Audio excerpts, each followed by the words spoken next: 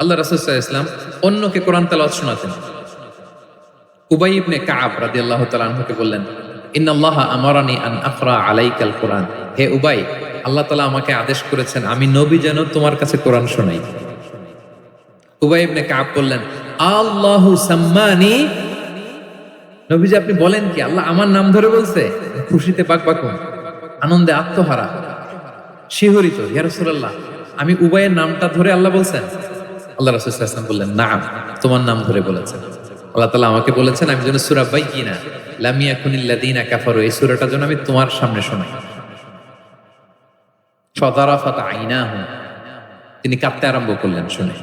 কারণ ওনার নাম ধরে যদি আল্লাহ তাআলা বলেন, এটা ওনার জন্য কত বড় প্রেস্টিজিয়াস এবং সৌভাগ্যের একটা ব্যাপার। তাহলে অন্যকে কোরআন শোনাতেন। আচ্ছা, আবার আল্লাহ রাসূল সাল্লাল্লাহু আলাইহি ওয়াসাল্লাম মাঝে মাঝে অন্যদের থেকে শুনতেন। অন্যের কণ্ঠে কোরআন শোনারও একটা আনন্দ আছে, কি বলেন? ইবনে মাসউদ রাদিয়াল্লাহু তাআলা আনহুকে একবার বললেন, ইকরা।